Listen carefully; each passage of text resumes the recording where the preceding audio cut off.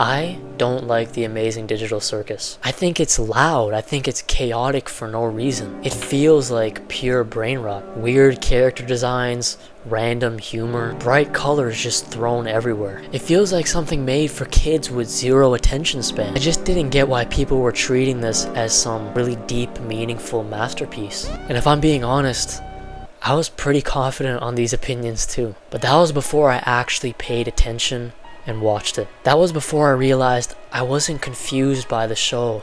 I was just ignoring what it was really trying to tell us. Because the Amazing Digital Circus isn't just some random brain rot. It's meant to be uncomfortable. And once you start seeing it in that way, you can't unsee it. My name is Jay, and we just started watching the Amazing Digital Circus on this channel, and it has been a life-changing series. We've been predicting everything. It's just been crazy what we've been doing, and in this video I wanted to talk about that.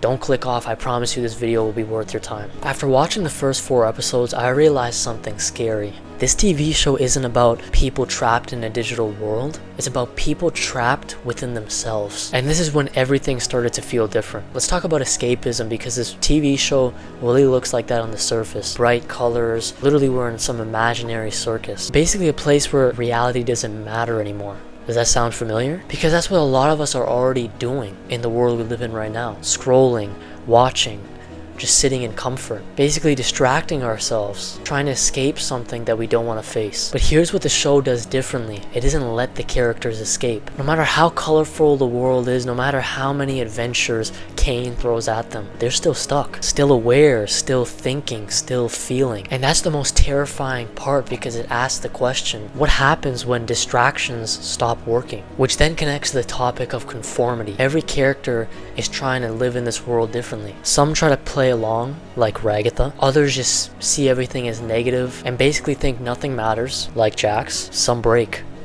like Kaufman. Literally my favorite character. I don't care what you say. If we just knew him for 1 episode, he was my favorite. All of them are forced into this system, but the more you watch, you realize something. This isn't just about them. This is about us. Because in real life, we do the exact same thing. We adapt, we suppress, we try to fit in. Not because we want to, but because it's easier than resisting. This show is directly asking you, are you really being yourself, or are you just playing a role that you've been given? There's also something else this show does that I don't think people talk about enough. I think that's because it's not loud, it's not obvious, it's really subtle. It's the idea of slowly losing yourself without even noticing it. Because in the Amazing Digital Circus, nobody wakes up one day and says, yeah, I'm not myself anymore. It doesn't happen like that. It's slow, it's gradual. You adjust a little, you cope a little, you ignore things a little. You tell yourself, this is fine, I can handle this, I'll figure it out later. And before you know it, the version of you from before, one who had clarity, who had direction,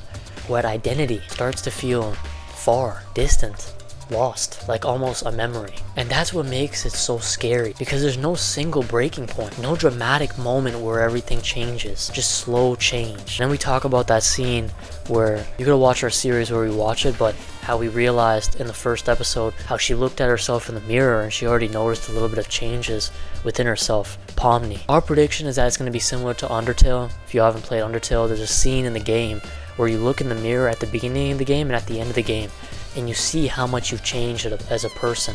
And the dialogue kind of tells you, despite everything, it's still you. It's one of my favorite scenes in any form of fiction, to be honest.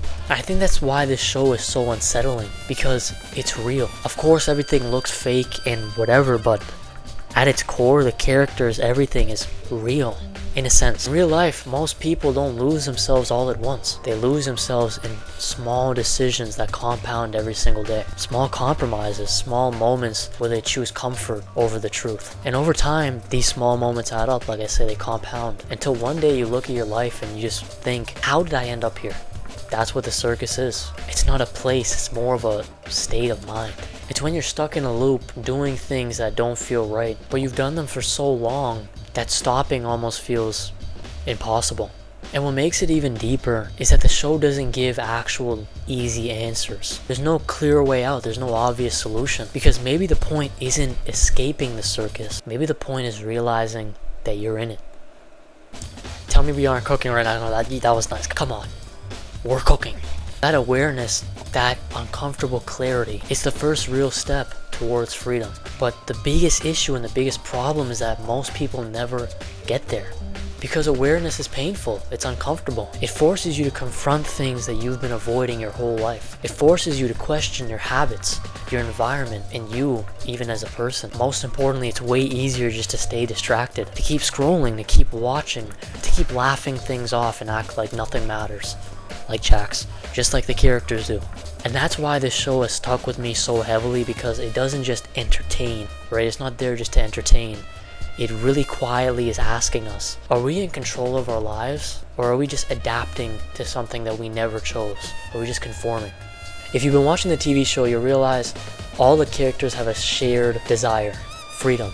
But here's when it gets deep, because they don't even know what freedom looks like anymore. Well, what do I mean by that? Is it leaving the circus? Is it understanding the system? Or is it just feeling okay again? And that's what really hit me, because most people say they want freedom in life to do what they want, but most of them just want comfort. Those are not the same thing. Freedom is uncertain. Freedom is uncomfortable. Freedom forces you to face reality, and sometimes it's just easier to stay in the circus. And that's when you realize the deeper you go into the show, the more psychological it gets. Every character literally represents a different response to being trapped. Denial, acceptance, desperation, breakdown. You guys can fill in the characters' names. I think you guys know which one is which there. And none of them are wrong. They're human. That's what makes it so hard to watch it sometimes, because you see a little bit of yourself in these characters, and the way they cope, like Ragatha, and the way they avoid things, like Jax, and the way they try to stay okay even when they're not, like Angle. Well, that's when it clicked, when I realized the Amazing Digital Circus didn't feel chaotic and brain rot anymore. It felt honest.